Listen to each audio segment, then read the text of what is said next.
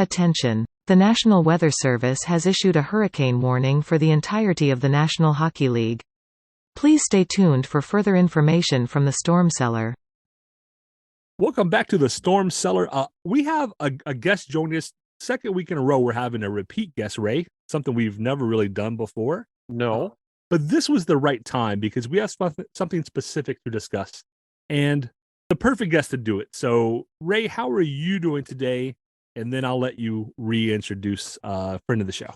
Awesome. I'm doing great. I gotta be honest, a little bit earlier than normal, but I was up anyway because World Cup final is on.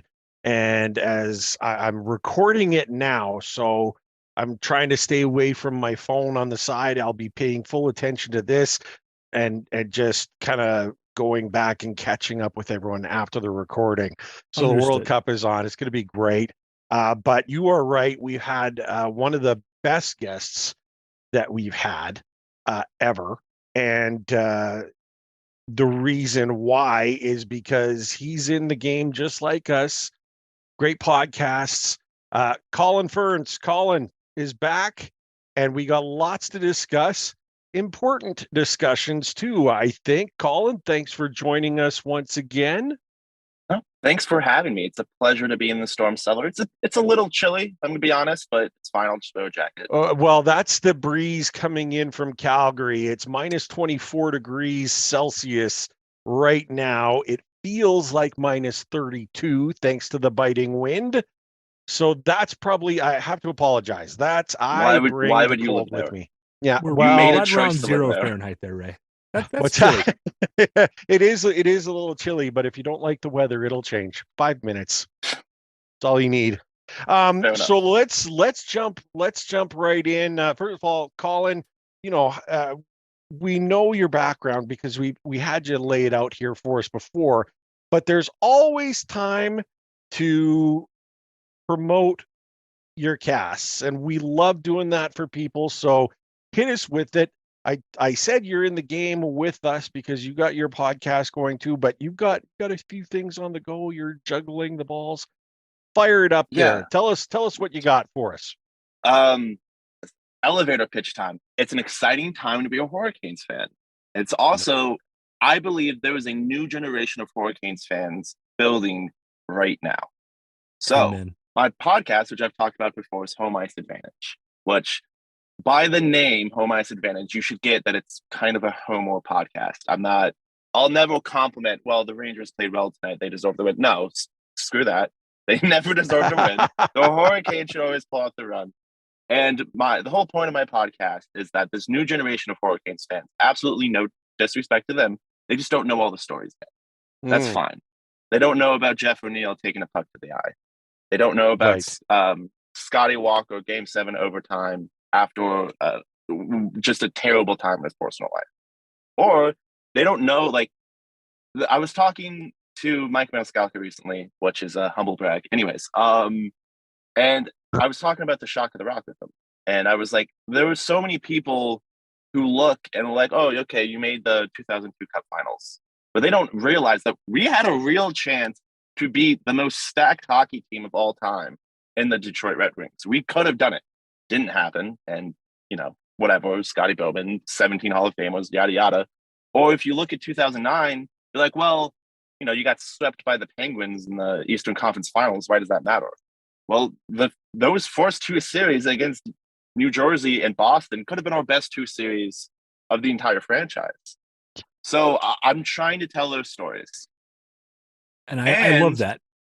I try to have fun with it as much as I can. So most of my podcast, a lot of jokes, a lot of bits. I coin funny terms like the press box bunch, which is what I call people who, like right now, Pacioretty, Andersen, Kasha. Those are members of the press box bunch. They're just hanging out in the press box, throwing games, having a good time.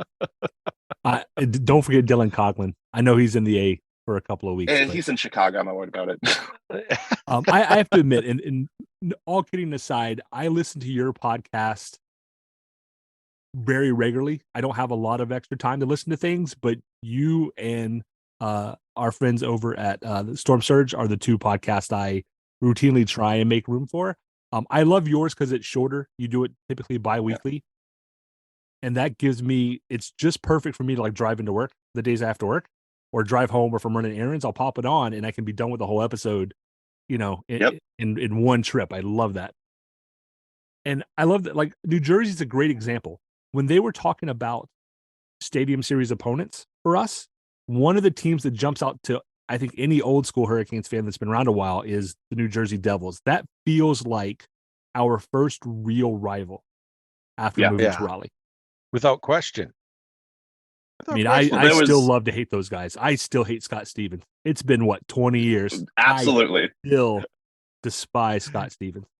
From 97 to 2009, every time we made the playoffs, we faced the Devils at some point in the series, in the run.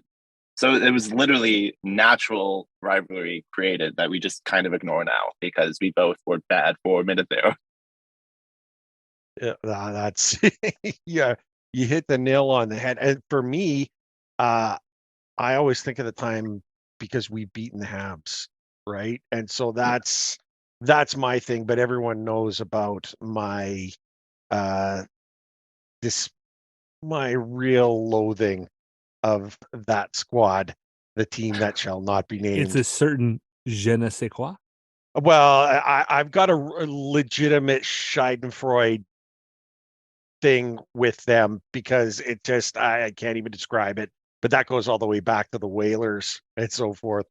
So Brad, look, here we are.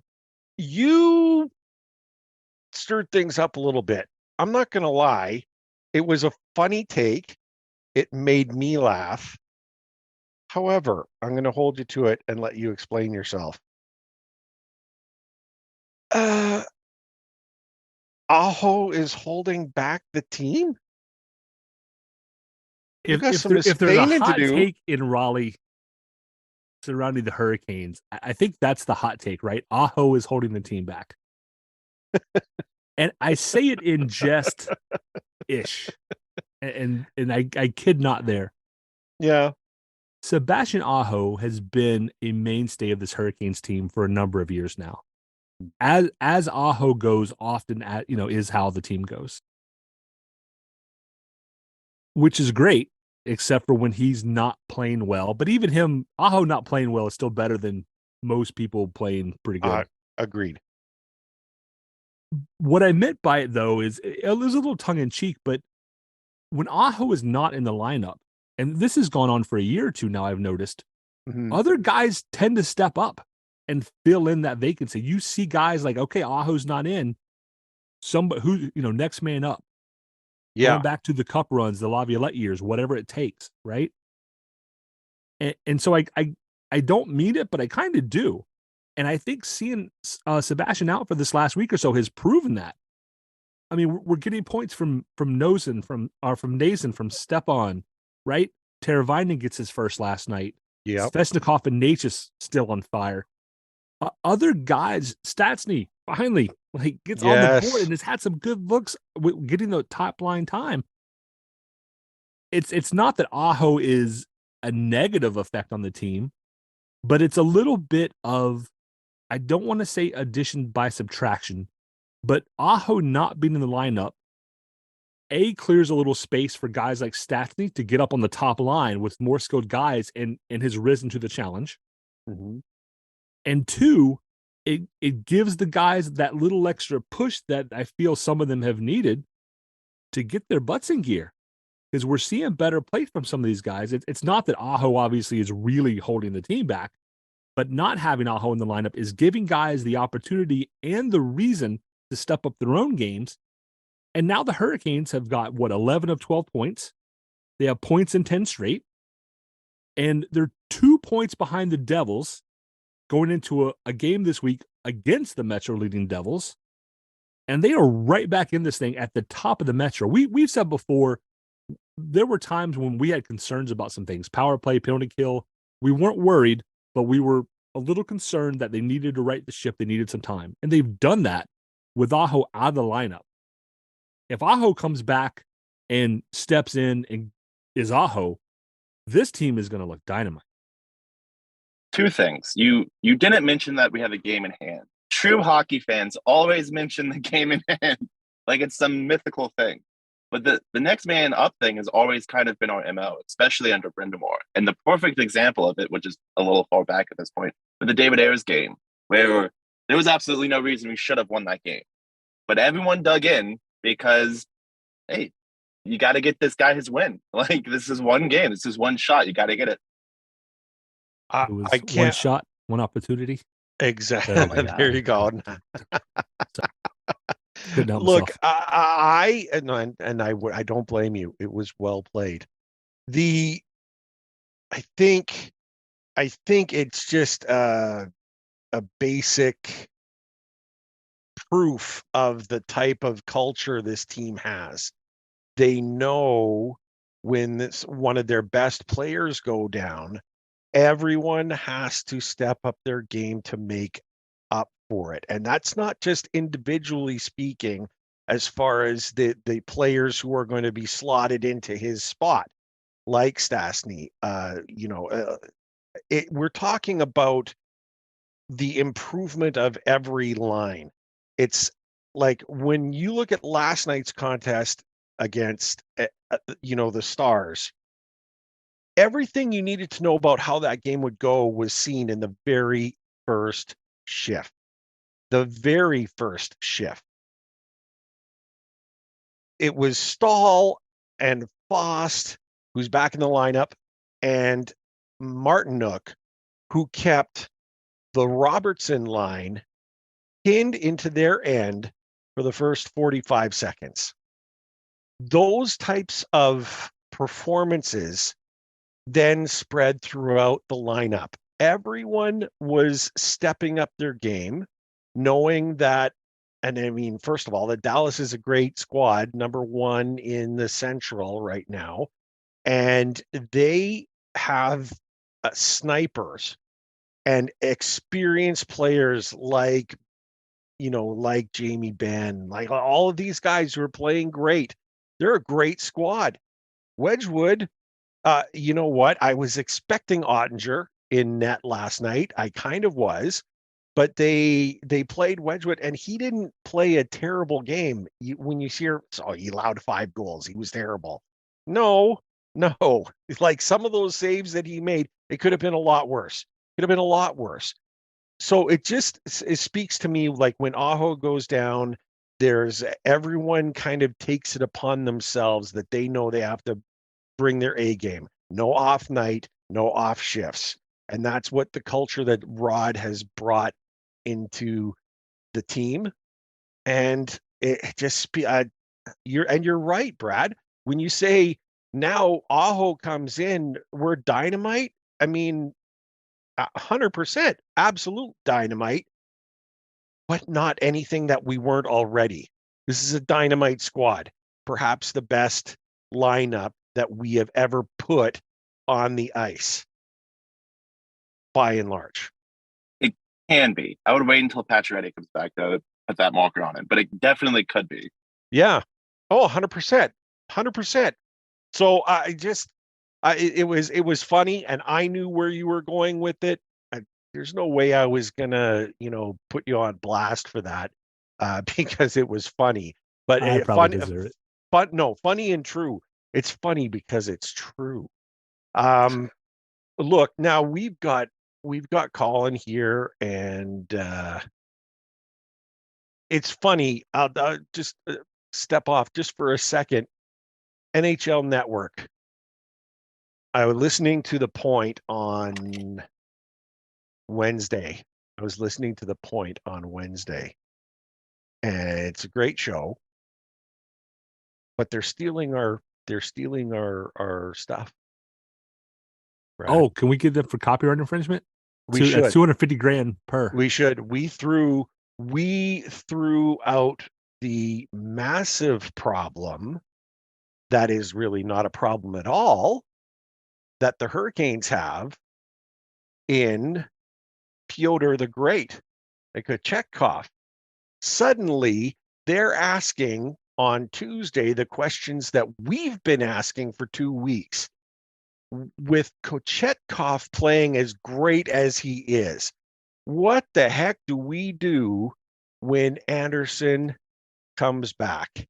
And they Absolutely. were kind of talking it out there too, and it was very interesting. I'm going, wow, maybe they listen to the storm cellar. It's interesting, just because we were on it, we were saying it all along. We knew what we had. We're talking about it now. Kochetkov, it's a thing. We've got an issue now, and there's a bunch of takes everywhere. So let's jump into it again. We talked about it for a couple of weeks, but we need to talk about it again because kid's outstanding. He is. And that's really why I reached out to Collin. I was listening to his latest episode, I believe it was. Actually, was it 2 episodes ago? It I was just before the released Shock one of the Rock. yesterday. So Okay. So 3 episodes maybe. But he releases often. He's got no life. There's a lot of episodes. He's way less busy than we are, Ray. But I like. I mean, a little bit, but still. I liked what Collin had to say. So fundamentally, and Collin, I'll let you reply and tell me where I'm wrong. I see this as there's a couple of things at play. One is how good Piotr's playing. He is by far our best goalie this year. He rivals as good as Andersen and Raanta were last year, potentially. He's at that Vezina quality, Calder Cup contention level, right? So that's one. 2 is cap space is an issue. And people forget about cap space because when Patches comes back and Kasha comes back, you have 2 guys. Can you put Drury back in the minors? Sure. Could you potentially move Chatfield back there? You could, but Chatfield is your number 5D, in my opinion, not your number 6 guy. So I wouldn't do that. Then you have injuries. If you were to trade Andersen or Raanta now, assuming Piotr is your number 1, and one of them gets hurt, which feels like something that might happen, you have what? Sachenko in Chicago, who, granted, Chicago's a very different team this year, but he's not NHL ready.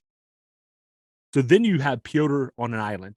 Or I'm not going to say this, but if the other person gets hurt, then you have Raanta or Andersen and Sachenko. And then what are you going to do with a team this good? So the last option in my mind is, do you carry 3 goalies, which is not something most NHL teams do, through the rest of the regular season? So it's not as simple as, I see a lot of people like, you can't send Piotr to the AHL playing as good as he is. And on one level, you're right. But on all the other levels, that's not the right decision. So, Collin, tell me what I missed, and then would love to hear your take, because I thought you had a really good take on this. I want to preface this with, from everything Brindamore is saying, expect Andersen to come back around the same time as Patches. Late January, early February. Yes, he's in practice, but he's not in full practice. He'll take some shooting drills, then everyone else will go do 2-on-2 drills, and he's in the corner working on getting into the butterfly and getting up really fast, or positioning or whatever. Got to make sure he's 100%, right? Yeah, exactly. So we're still a while away from actually having to solve this problem. But there is no, it's absurd. Let me get this out of the way. It's absurd to think that we'll trade Raanta or Andersen. We can't do it. We just can't. Like, I'm sorry. Neither of them, and this isn't disrespectful, can stay healthy. Both of them have that glaring issue of, you got like 20 games out of me before I'm gonna have to miss a few. So, okay, cool. You want to roll the dice with Kochetkov, which I wouldn't necessarily disagree with. He's not only leading the Calder conversation, but if he keeps getting the majority of starts, give it a couple months, he'll be in the Vezina conversation. That's real. He'll at least be a finalist. But, and this is where it gets weird. It's absurd to trade Freddie Andersen. The more and more I think about it, I would hate to see Kochetkov in the American, but only because I don't think he would have a problem going down. I think Chicago is playing so poorly that they could affect his confidence long term. If he's playing lights out in Chicago and he's still losing games, how's that going to affect him if down the stretch, I don't know, Freddie Andersen gets a hangnail? I don't want to say anything serious, but he gets a hangnail, misses a game, Kochetkov comes back up, and Chekhov's been doing nothing but losing, and we need him in this situation, and he's just not there. You have to ride all three in the NHL. That's basically what I'm saying here. You have to ride all three in the NHL. We've done it before. We did it with Nedeljkovic, Reimer, and Mrazek. Even after Mrazek came back, we still ran all three. I don't see the cap situation makes it interesting. Yeah, but the most important position on the ice is goaltending. So if you're going to make your cap situation harder for any reason, it's going to be for a good netminder, or in this case, a great netminder in Kochetkov. I'm gonna jump in. There's just the one thing of all things I don't think we have to worry about with Kochetkov is his confidence. He is wired a little bit different than any goaltender that I've seen for a long time. And I understand what you're getting at. When you're playing lights out and you're getting beat 4 or 5 times a night because they're goals that no one could stop, that you would need a brick wall to stop, it would perhaps wear on you. But there's something about Kochetkov and the way he plays that I just I don't see a trip down to the AHL as something that he would take as a personal smear, or that the time down there would, I think him going down there and I'm not in his head, but I could hear himself saying to himself, well, at least Chicago's got a good goaltender now. And now we can fix things up. You know what I mean? Like, he seems like he's that kind of guy. Like, okay, well, I'll go down there and I'll fix up the problem down there, which is they can't get the stops that they need. And now I'm going to make this team better. Like, that seems to be the way he's wired. And that, of course, I haven't had a chance to talk to him. I don't understand Russian. No one has. He might not understand me, but this is just the aura that he has about him. And there's something about that aura that rubs off on the team in front of him too. You're 100% right. Like, getting sent down wouldn't affect his confidence. But his entire time in North America, when he played for Chicago last year, Chicago was one of the best teams to ever play in the American League, ever. And then they went on to win the Calder. And then when he came up to Carolina, I don't think I have to tell anyone who's listening to the show, Carolina was a very good hockey team. And we were still a very good hockey team. So it's really easy for him to be super, super confident when he has talent with him. But if he's spending 20 or 30 games in the American League and he picks up 20 losses, nothing to do with him, just defensive breakdowns in front of the net, you can only do so much. I don't know. I'm not saying he's going to fall into a despair or depression and never want to play the game again. But you could definitely see him having to work his way back to, I'm the greatest of all time, come at me. And to Collin's point, Collin's argument to me reminds me of Tommy Salo. Right? So he played for, I think, the Islanders, got traded to Edmonton. Yeah. Had started having career years in Edmonton, plays for Sweden in the Olympics, and makes this weird kind of jump save that he was trying to do, and the puck goes in. Sweden loses to, I got to go through my Eastern Bloc teams, Belarus. Right. And Sweden loses when they should have been in the gold medal game, if memory serves. And after that, he was never the same guy. So confidence, he's the same goaltender, right? But it's a confidence thing. He doesn't have the swagger anymore. So to Collin's point, I can see that. To Ray's point is more where I side. Having seen him live at the Calder, gotten to meet him for brief periods of time. This is the kid who wanted to fight the entire Iowa bench in the AHL, right? Like, all 23 of you versus me, bring some more guys to make it a fair fight. So, so two things. One is the confidence thing is a fair point.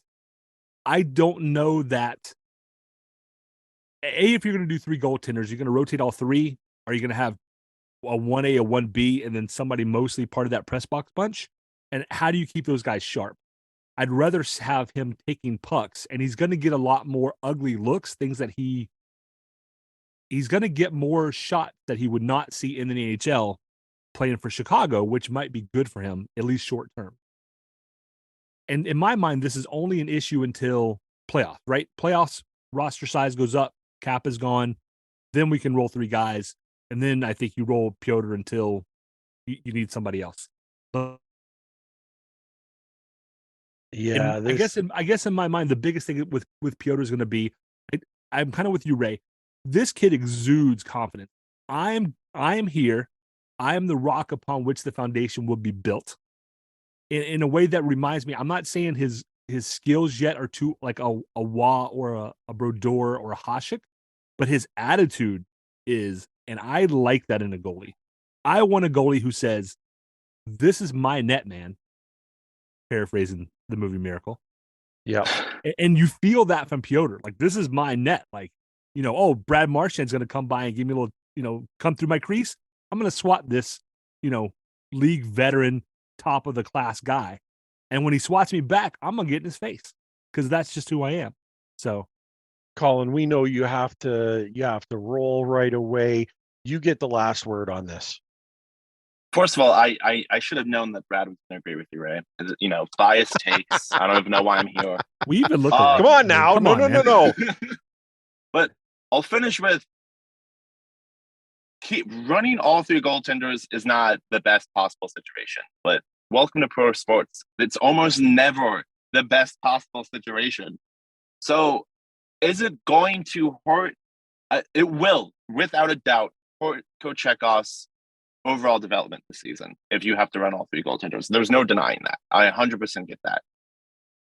I don't want to, how do I phrase this? Risking isn't the right word, but I don't want to leave the season in the hands of Andersen and Raanta, at least yet. Because so far this season, they have not played up to last year's standards. And the funny part about everyone overreacting to Raanta allowing those 2 soft goals last night is he's played much better than Andersen had before Andersen got hurt. So the insane parts of, you have to trade Auntie. Why? He is at this point our second best goalie. Like, I don't know what you're talking about. But either way, it's going to be unfortunate having to run all 3. And one of them will be left on the outside looking in. But I don't see a better situation, honestly, to give us the best type of material. And that's fair. And my last thing on it would be, once the trade deadline hits, I mean, that's only, that's what, late February, early March. If you can move one of those guys for a real piece, maybe. But other than that, you can't move them. Collin, thank you for being with us. We really appreciate your time. Of course. Well, and thanks for the great takes because they're always great. Thanks for being with us. Keep up the good work on your show. I appreciate you lying, guys. Have a good day. It appreciates us lying. This is crazy. Collin's awesome every time. I'm loving this. And look, here's the thing. Do we agree on everything? I don't think we. I think we agree on a lot. Well, a lot, a great deal. I think everything is a little excessive, right? He has a great point. I mean, it's probably the most difficult position psychologically to play in the game. There is so much riding on the skill and potential of a team's success based on the goaltending. And if you don't have it, forget it. You're done. Ask the Oilers, who have not had solid goaltending in I can't even remember how long. But they've got magnificent players. So what do you do? You know what I mean? Like, and I appreciate the idea of keeping him up, but there is no. I think maybe this might be a lot of what is it? pearl clutching that we don't need to worry about, because if it's true that Andersen is not close to coming back, that he might be on the ice, but if he doesn't come back until close to February, maybe beyond, I mean, the best part of all of this is that because we have Kochetkov, there is no rush to get Andersen back in the fray. Absolutely no rush. He can totally be 100% set to go, and we're good. 100%. So, I mean, there's that. There's that. On the other side, though, you bring up a point that is just so important, and it's the live shots. It's the live shots and keeping him mentally challenged. I don't think see the part of the confidence aspect that I was talking about earlier, I don't think it matters what level he's playing. He believes he's going to win every game. And he knows that he's got the talent to win games. Think about how, like, if he goes back to Chicago and starts stealing games, kind of the way he's done here, let's be fair, he's stolen a couple of games for us already. That just continues the reinforcement of a good thing for him. Right. Absolutely. And just listening to Collin, and the reason I like this take is there's not a right answer to this necessarily. There isn't. But there are wrong answers. And trading Raanta or Andersen, if you're going to trade them, it has to be a deadline deal that it greatly improves us somewhere else, right? You bring in a scoring forward. Anything short of that is the wrong answer. Trading Raanta or Andersen with their medical histories right now is a recipe for disaster, because you do not have another goaltender you can rely on. Yeah. I mean, it's just... That's the only wrong answer in my mind. And you'd have to be able to fleece the other team in that trade. Like, I don't mean just win the trade. I mean, the other team had no choice but to give up one of the best players that they have to take us out of this enviable situation that we're in. You know what I mean? We can't just win the trade. It's got to be a fleecing. Thinking back to the other week when I was watching, if you could trade one of them for like Ryan O'Reilly or Tarasenko or something like that, okay. Now we're talking. Yeah. But to trade them now or in January, because of the injury issues, you're not going to get anything. No. Right? You wait till the trade deadline, somebody's going to need a goalie. Yeah. And those you guys are proven that when healthy, they can be excellent goaltenders. There's no question of that. The other problem you might have is, what if Andersen comes back and he goes back to his Vezina-esque year of last year? Another enviable position to be in. Yeah. So, and to short transition into the game last night, a number of people are talking, we got to get rid of Raanta. Gave up 4 goals. We had 2 2-goal leads. He gives up 4 goals. Ranta's a problem. Come on. Ranta's not a... 3 of those goals were tipped. Like, what are you exactly? Do? Yeah. Nobody's stopping those unless they get lucky. Come on. And the one thing that Dallas has going for them is, I think, and it was pointed out last night, it's a team, and Rod pointed it out. They are elite tipping team. These guys are skilled. Pavelski, Ben, they live in front of the net to get their stick on the puck, and anything can happen. And the fact that people are wanting to trade him because he allowed 4 goals, 3 of which were tipped. Did he have a soft goal? Yes. Name a goaltender that doesn't have a soft one. And someone will jump in. Well, Kochetkov doesn't. Sorry. He's given up soft goals too. He's made some amazing saves, but he's given up a few. It happens to everybody. It's just the nature of the beast. It absolutely is. The part of here's the Hakanpää goal is one that a lot of people are pointing to. That is not on Raanta. Think about the D and where it's supposed to be. And someone said it so hilariously. I can't remember. How do you lose Hockenpah? That's a hard Andrew man to said miss. it. How do you lose him? The man blots out the sun. You know what I'm saying? Like you can't leave him alone like that. And he stopped most of the shot, but it leaked through. It was forget it. It If you're blaming makes me Raanta for last mental. night going to overtime, don't watch hockey. I mean, not to gatekeep, but when you win, it's the goalies. It's on the goalie. When you lose, it's on the goalie. But try to look at the bigger picture. Like you said, 3 of those goals are tipped. Do you know and what? That's just do you happen to be in the right place to catch the tip going in the right direction? I want to tell you something, Brad. I forgive all of the goals. He could have leaked he could have let 4 soft one in yesterday, and I would have forgot all of them because of the one save he made in overtime when there wasn't a single skater on the ice wearing a Hurricanes jersey that could skate or move anywhere. They were gassed.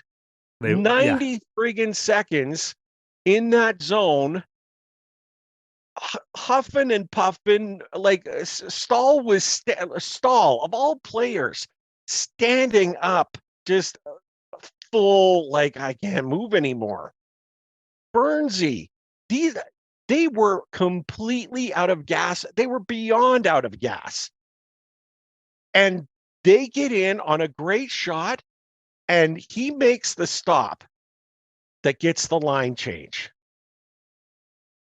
That's the difference. Raanta was not the problem. Wake up. Not at all. That sounds rude, the way and maybe too forceful on my end, but know the game. Think about the key stops. That was the one. You got to look at the bigger picture, right? It's not just about, wins and losses come down to goals, but why you get those goals and why you don't varies wildly. And Raanta stopped and Raanta kept you and has kept you in the game. Has he played as good as he was last year? No. No. Has Andersen? No, that's right. Is Piotr playing better than both of them? Absolutely. But you can't put him in every night either. Right. Yeah, he's not going to.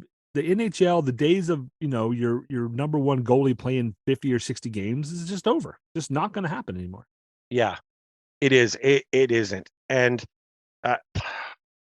it's just frustrating when I see that. Like, and here's the thing, Kochetkov. Going in net. You know what? Maybe we would have won the game 4-2. Maybe we would have won the game 4-2. Hard to say. 3 tips. Maybe we win it 4-3 or 5-3 with an empty netter, and it doesn't go to overtime. What does it matter? We won the game. The goaltender made the stop necessary to give us the chance to win the game. So, non-divisional opponent, I don't care about the extra point. Good for Dallas. The Dallas and the Hurricanes both have 42 points.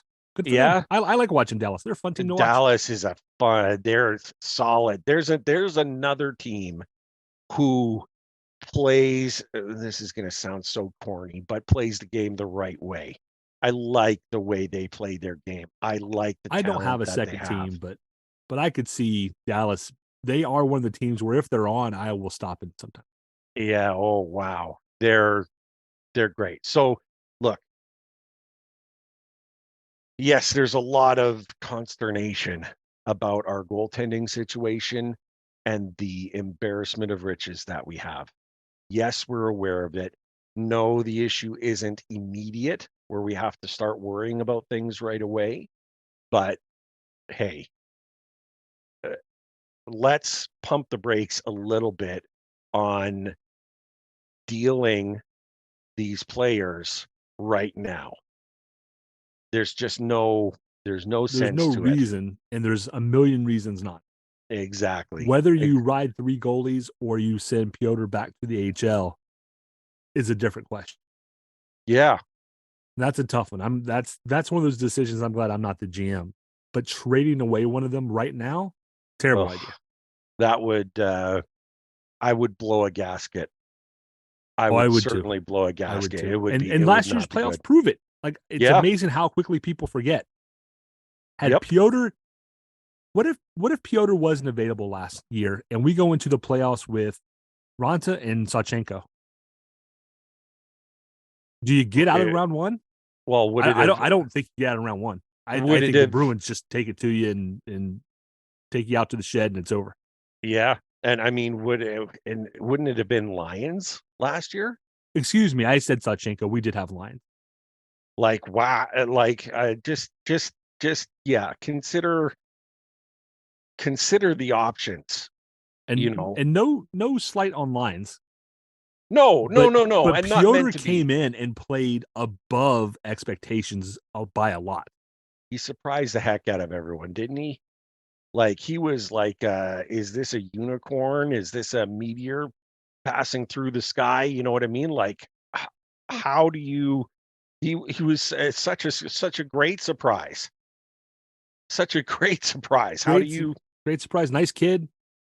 Yeah. I was hoping he'd break through in Florida this year. But if it's him and Raanta, I don't think you get out of round one. Nope. I think you're right. I think you're absolutely right. Look, there's a couple of things. Number one, Hurricanes haven't lost yet since I got the hat. So that continues. We made a joke about that last week. Thanks, Daniel. Daniel comes through for us. I own that hat thanks to Daniel, and we're still unbeaten. So the streak lives. We'll keep that up. The boys have been playing great. Right now, the hottest team in the league. No, they have not won the most games in a row, but they have the most points in the past 10 of any team in the league. And they've done it with just amazing, hardworking efforts. They did that all without Aho, as we've already discussed. And last night, we had lots of great things to be happy of again, because Turbo arrived.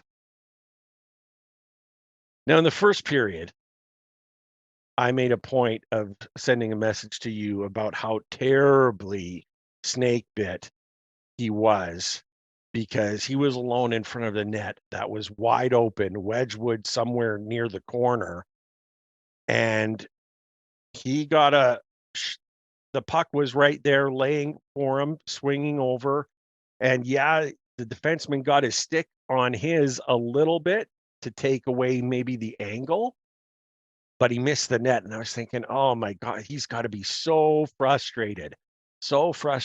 And then the 5-on-3 power play, and that pass that he took up, swept in, and deposited right over Wedgwood's shoulder, deflecting off his shoulder into the net. And you saw how excited I was. He saw, because I texted the word turbo with exclamation points 5 times. Turbo, like I screamed. It was amazing. We were excited. You know who did look excited? Because we were.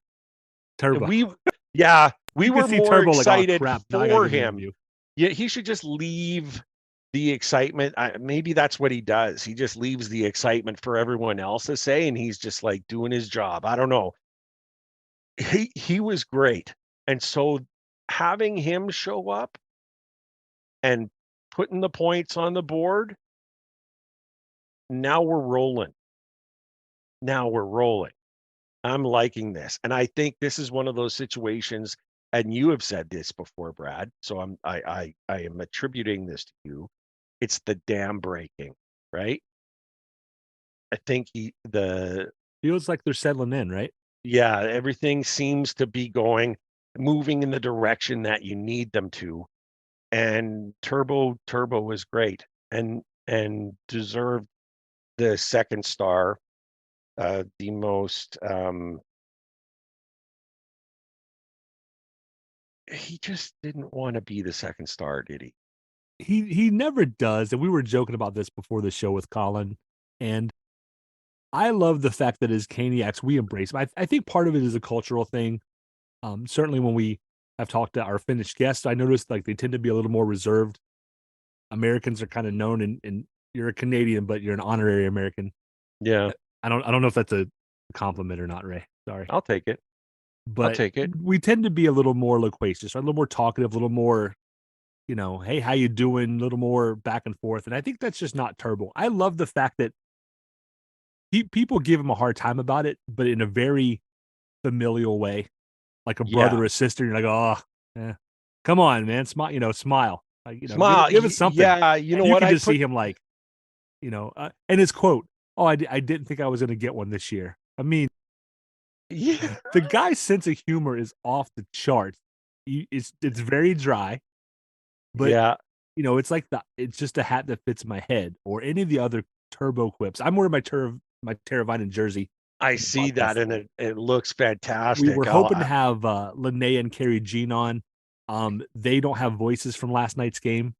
Obviously, Linnea's in from Finland. She got to see the Stars and the Hurricanes in Raleigh, so she I think had a fantastic night. Her and Carrie Jean. So, hi to y'all. Hope you feel better. Indeed. Have some Bojangles and some sweet tea. You'll feel better.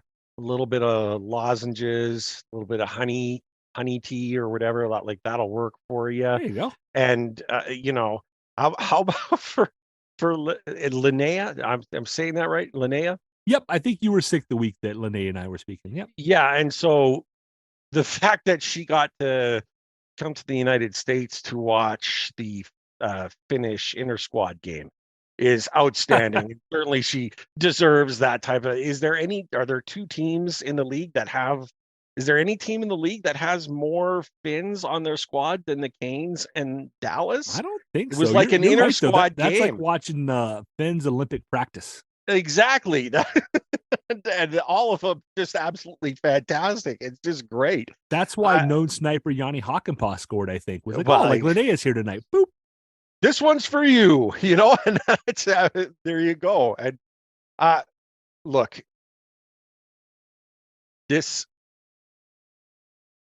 team, we're in a good spot. And we're in a good spot despite all of the struggles that we've had throughout the lineup. You know what I mean? Whether it's they weathered the storm. They did. There's a lovely pun there. Thank you for jumping in with that, because it's just they've gotten through the worst of it, and now they're an issue. And they're taking on a team today who is red hot, on our heels, and hasn't lost a game they haven't lost in 7 games. Oddly enough, the last time they lost, you know who that was too? I feel like I should know this one, Ray. You absolutely should. The last time the Penguins lost, they lost to the Hurricanes. So nothing like them coming in. This is going to be a tough contest today, because they're coming in wanting a little bit of revenge. They'll be looking for that. They're catching the Canes after playing a really tough, solid, lengthy night. So they're catching them on a back-to-back, where now they're playing in the afternoon. So it's even shorter. It's not like the regular time. There's a couple of hours reduced from this. And this will be a big one. This is another one of those games. Again, Brad, if you had the choice of winning last night to keeping our streak going, or winning today, but you could only have one, which one are you picking? I am picking today.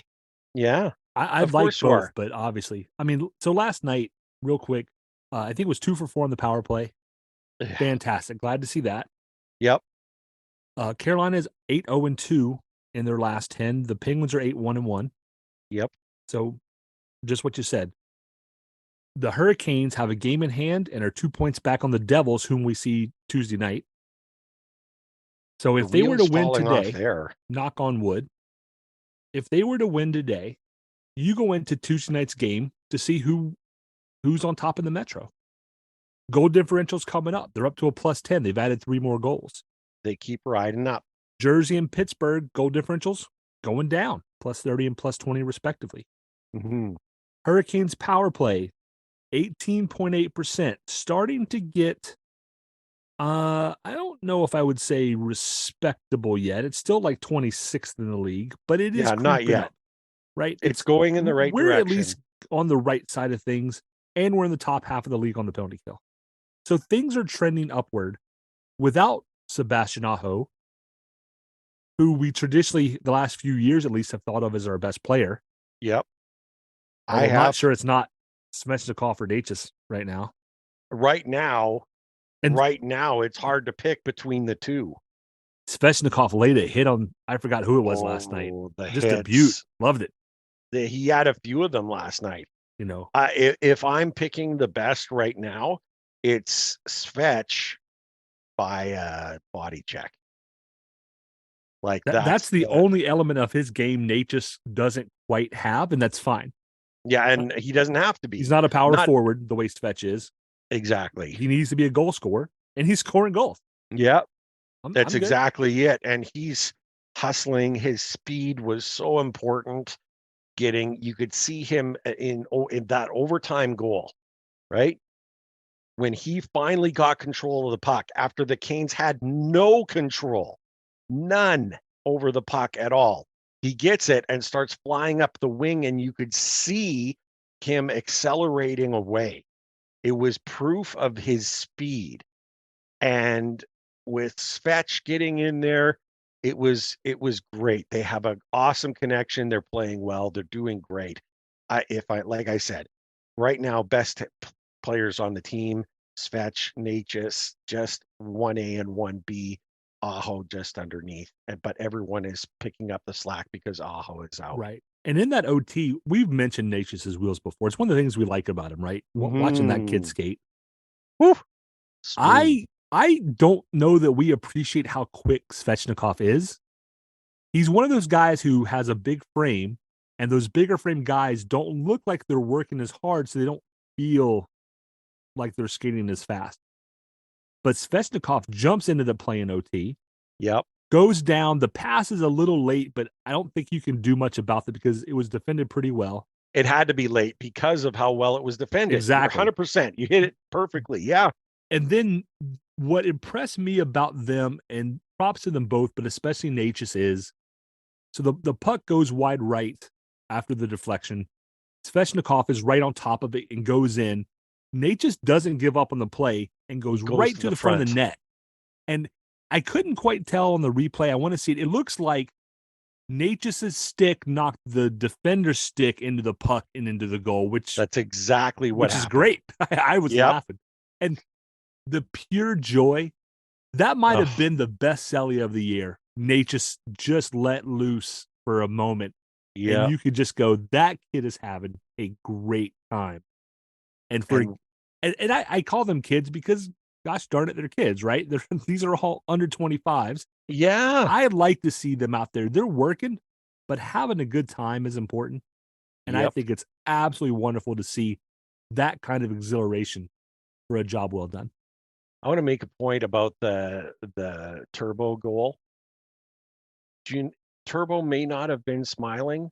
You know who was? Burnsy. Did you see? And Raanta. Did you see Raanta too? They were just beside themselves, delighted. But Burnsy comes in, the big white toothy grin in and amongst that beard. You could see the pure, unadulterated joy that he had for Turbo's success. Turbo doesn't have to 100%. Smile for anyone. Everyone's smiling for him. That's just the way Papa Finn back there is the one I noticed.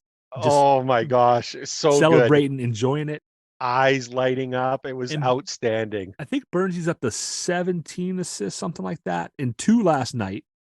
And defensively, he's still not great. No. And one of the things I had forgotten that I remembered based upon listening to Collin's podcast was that Brent Burns was a right winger. There it is. I think it was the Wild moved him to D. traded to the Sharks. They move him back to wing. Then say, let's move you back to D. Yeah. And then within 3 years, the guy wins a Norris. Isn't that something? Isn't that crazy? That is I love it. absolutely I nuts. think of like, Derek Joslin being moved around on the Canes, and it doesn't always work out. They, it sometimes works and sometimes doesn't. But with Brent Yeah. Burns, it's clearly worked. It clearly has, and I he's think added he is- so much. I think he is still. I've heard, and I think this might have been Collin too. I don't want to say it is for sure, but it might have been comparing TA, Dougie Hamilton, and Burns, saying Burns is the least defensively sound of the three. And I think it might have been him, and I don't agree with that. I think he's in the middle.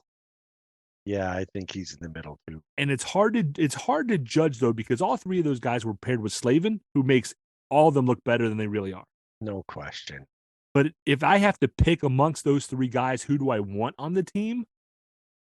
Obviously, one of them's out for me right away. And that leaves Hamilton and Burns. And I like them both. But there is something about Burns, and you're right. Maybe it's the toothless hockey face. Maybe he showed up last night in like a camouflage suit and this big old hat that was posted.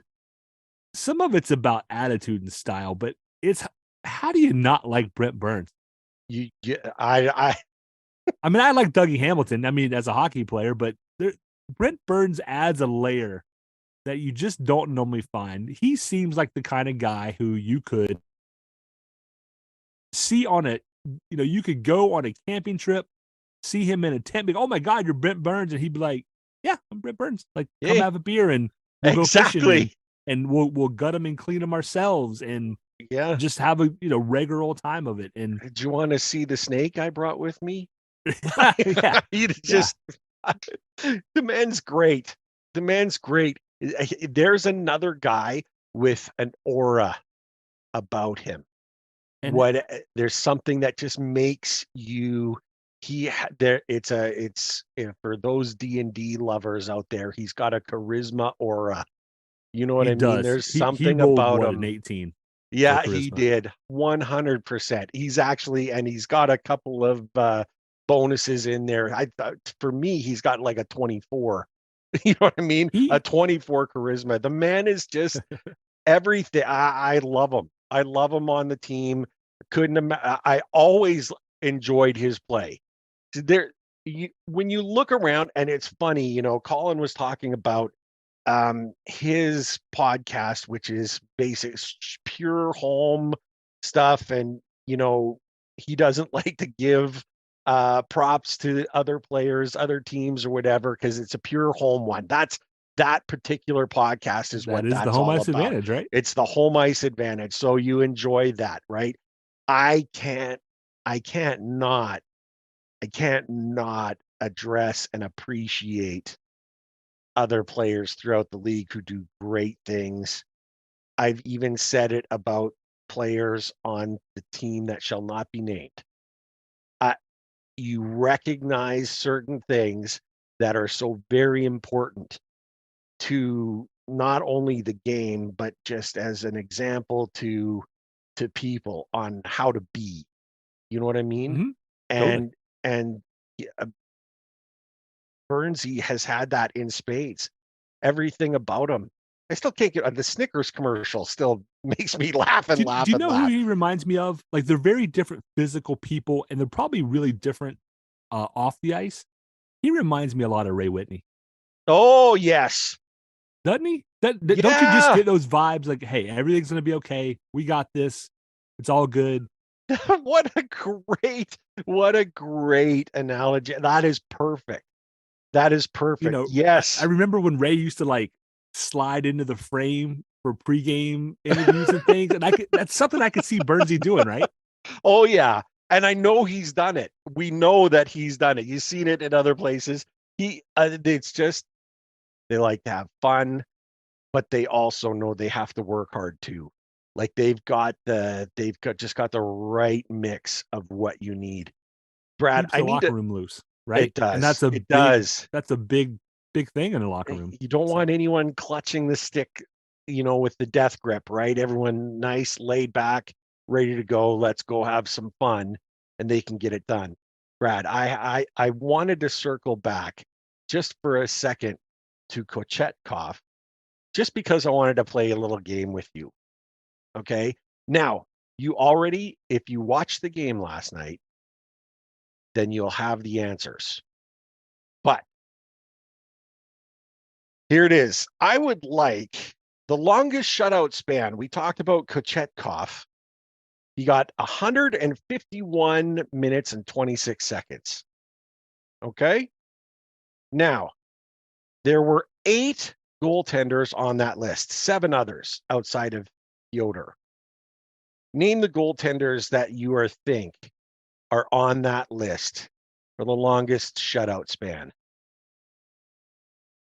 Just name, fire the goaltenders out that are on the list.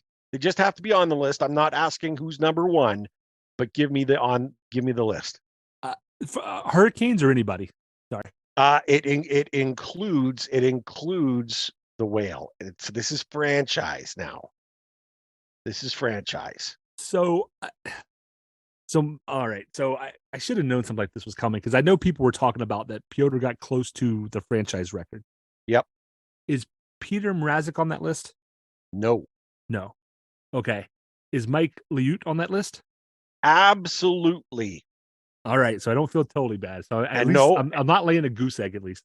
And managed to beat out Kochetkov by a mere 8 seconds. Oh, 8 seconds. 8 seconds. 8 seconds more than Kochetkov. Continue. Oh boy. I don't know. Like, my brain says Cam Ward, but the rest of me says I don't think he's on there for some reason.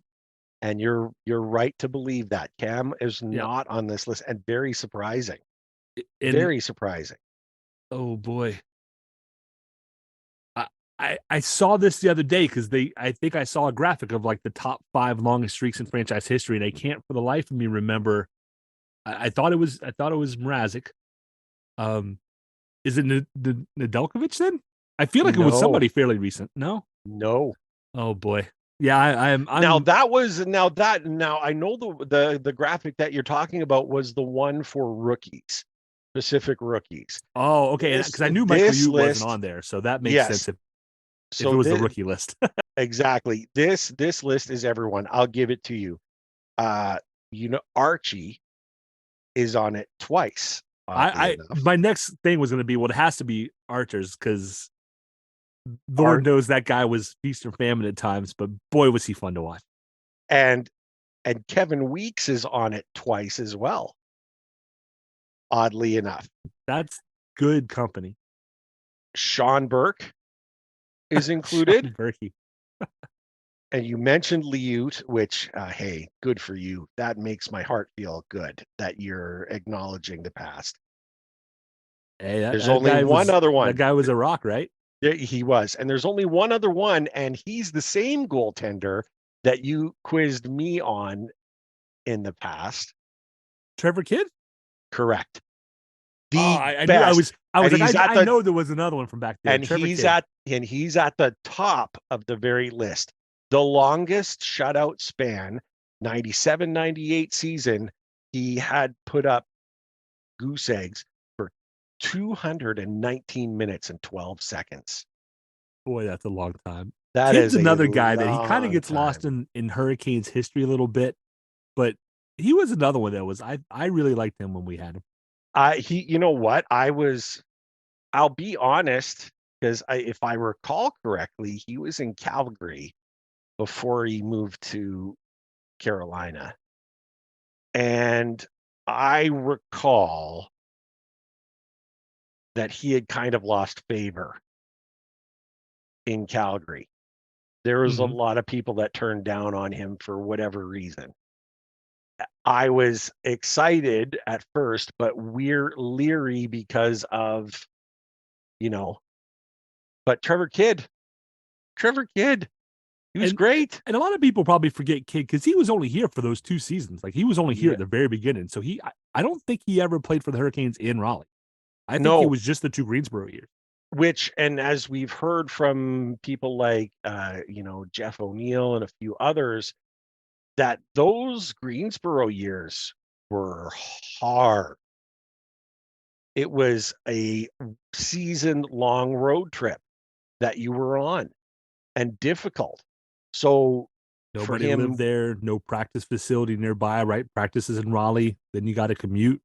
yeah, Yeah, it I think just, that I don't think as a new Hurricanes fan at the time, I think we all knew it was hard. I don't think any of us realized and appreciated how hard. how hard. 100%. 100%. I just wanted to throw that at you. I know you're a numbers man. I know you love the stats, and this was so great. And the reason why I got it was because, and this is nothing against Kochetkov, but my boy Mike Liut, my boy beat him out by 8 seconds. Love it. I'm gonna take it. 8 seconds. Whew. So I went 2 for 4, I think, on that. Yeah, you And did. And the only reason I didn't start Urbane and Weeksy is I thought this was a trick question, Ah, where it's like, oh, well, obviously those guys aren't on there because they would be the obvious answers. yeah. Now, You know, that's, and I'm not to be trusted. I like to come up with trick questions every now and again. So there you go. I have an easy one for you, just referencing something you said a few minutes ago. Sure. Who is your favorite non-Hurricanes player in the league right now? Right now? Yeah. Oh, Current guy. It doesn't have to be like today, but this season, last season. I'm just thinking if the Hurricanes aren't playing, what name gets you excited to go, oh, I think I'll tune wow. in to watch that guy. I'll give you Uh, mine so that you can think. okay, go ahead. Trevor Zegras Oh, does man. things with a stick and puck that amaze me every time I watch the kid. He seems to have the right attitude. He's got the skills. The Ducks are not a good team, but if the Ducks are on, or even just on YouTube and stuff, or the hockey guy, I like to watch his recaps. Yeah, so my microphone went crazy all of a sudden. But yeah, so long story short, Trevor Zegras would be my guy. What about yourself? This is okay. Look, he's not my type of player. Okay? He's not my type of player. If I have to choose one, there's only one reason for it. I pick Connor McDavid. And he's not my type of player. He's not Walking my highlight type of reel, player. though, right? He is. The things and the talent that he has, it's the reason why everyone wants to see an Oiler game. Everyone wants to see an Oiler game, and it's because of him. I don't see him as the 200-foot player. You know what I mean? The 200-foot player 100%. that I like, he's just you give him the puck and watch him go. Is he specifically great defensively? Well, he hustles back, but that's not what he's known for. You know what I mean? He is a highlight reel, He is. and he's just so quick and explosive, and he's a threat every time he touches the puck. You got to be on high alert. And it's one of the things that I love about the Hurricanes, because they have done a tremendous job of keeping him off a score sheet in the past. Yes, he's beaten Thank them you, before. Jacob Slavin. Yeah, 100%, 100%. But he's like a guy that you just, he's amazing. He's fantastic. And what can you do? There's lots of other players out there that I think you could tell me about them, and you would throw their name out there and go, yeah, he's a guy. You know what I mean? Like he's someone that is tremendous. There's so many reasons to like them. You know what I mean? It doesn't all have to Right. be about the amount of points they put on the board or whatever. It's what they do off the ice. It's their skill, their hard work. I just love the players who you will always know you're going to get their full effort. The Yeah, ones 100%. that are there are some out there that will take a night off where you just kind of say, where was he today? He was kind of off. That's when I start to be concerned a little bit. Now, Connor McDavid, if he takes a night off, is still better than most of the players in the world. I was joking that Jay Fresh had their goals above expected list out today, and Connor McDavid is like third. And my retort was, how is his expected goals not just like max or some other predefined? Like how does he score more goals than you expect when you already expect him to score all the goals? Yeah. I don't know how that stat works, but let's see. How many times does Connor McDavid touch the puck in a night? Yeah. Okay. And so if he touches the puck, calculated, but like, I know it. He touches the puck in a night about 500 times. So that's his expected goal scoring. 500. Right. Yeah. He's going to touch the puck. He's going to score. It's how it is. It's just crazy. I'm with you. I'm like the anti-Tortorella. I want to, if a guy gets a puck on his stick and he makes me go, oh, what is he going to do? That gets me excited. It gets hockey fans excited. That's how you grow the game, right? It sure does. Old lumbering pylons who just hit each other with sticks is not going to grow the game. No, absolutely not. But I loved your pick too. Zegras, even though he's stealing Svech's, move, trying to steal his move there. He tried last night too. He's better at it. I hate to admit that as a Hurricanes fan and a guy who owns like 4 or 5 Svechnikov jerseys. Oh yeah. But Tyler Zegras just does things with a stick and puck that the flip over the net knocked it into the goal, that pseudo Svech pass, lacrosse pass. I mean, get out of here. A, to have the skills to do it, and B, to have the creativity to think it up. Yep. And then you got to actually execute. I mean, guys easy. like that, I think, are the future of hockey. I love seeing.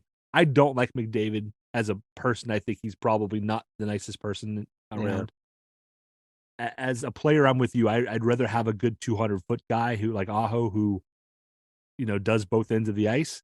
Yeah. But you got to admit, when I'm watching, Steve's Hat Picks, what is it, Wednesday nights? Yeah. McDavid's going to be on there, and you go, all right, this is going to be really enough. Cool. Like, geez, it's just how yeah, you're right. You're 100% right. And we do have to give it to Zegras. The kid's sensational. The puck control.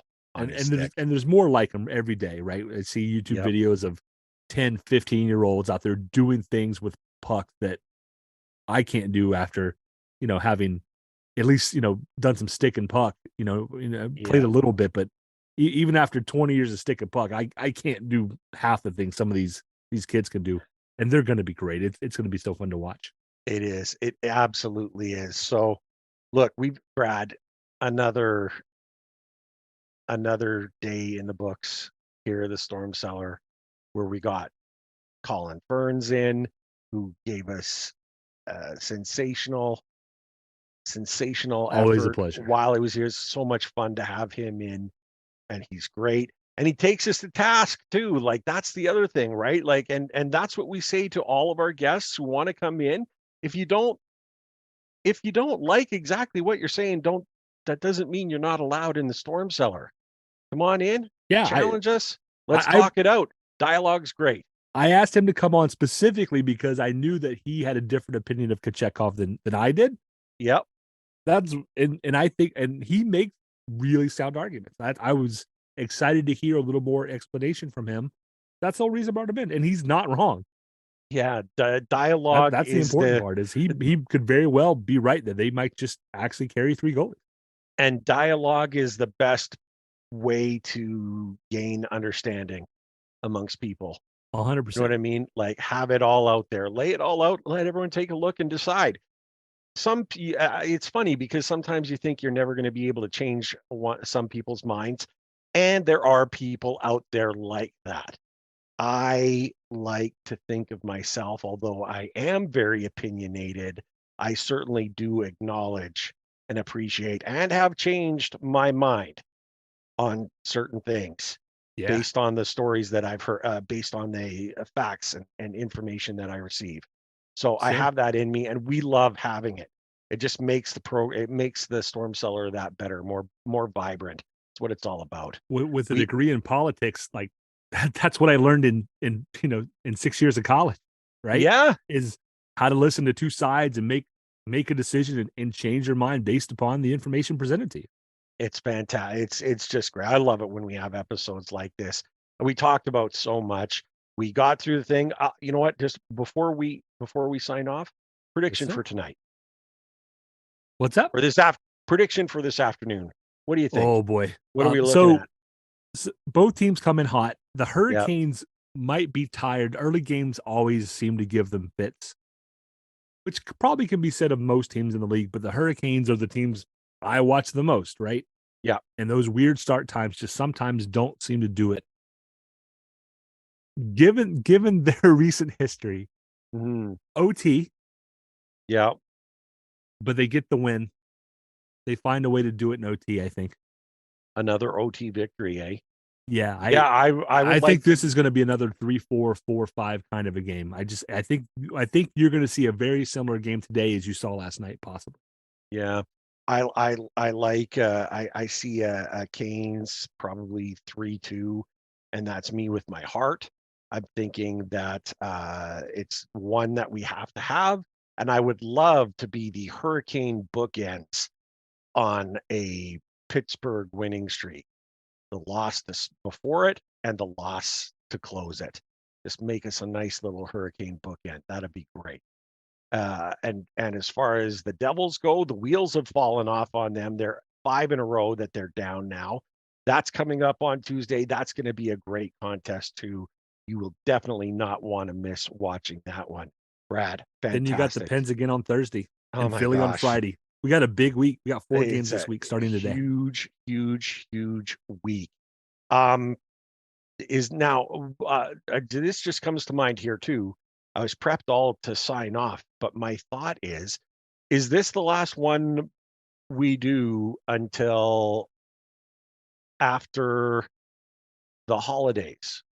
I want, first of all, and I don't want to speak for you, but I'm going to say to all of our listeners, happy holidays, Merry Christmas, and I hope that your families and the season is happy, healthy, safe, and we love you all, and we want the best for you. That's from me. I know Brad. Me would too. echo Yeah. that. Happy holidays, Merry Christmas, and Happy Hanukkah. Today's the first day of Hanukkah. Ah, for yes. Jewish listeners. Absolutely. I hope everyone has an amazing holiday. Working at a university, I'm off Thursday until January, Ray. Okay. So if we want to record Sunday or Monday next week, I'm off. Christmas is on Christmas Day is Sunday. Is Sunday? We'll be celebrating Saturday with family. So our big Christmas will be Christmas Eve this year. Okay. You know what? What about a Boxing Day extravaganza? That's what we'll set up. 100%. We can do Boxing Day. I like it. Okay. Boxing Day extravaganza. That's what we'll call that episode too. I don't know how we're going to make it an extravaganza, but we will.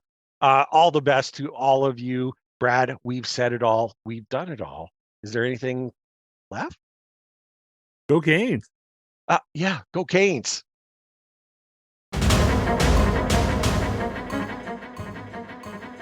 Thank you everyone for tuning in. Ray and I greatly appreciate your support in helping us produce an informative and fun podcast. As always, we'd like to say that we believe hockey is for everyone. Whether you're a Caniac or a bunch of jerks, doesn't matter, as we're just a couple of jerks anyway.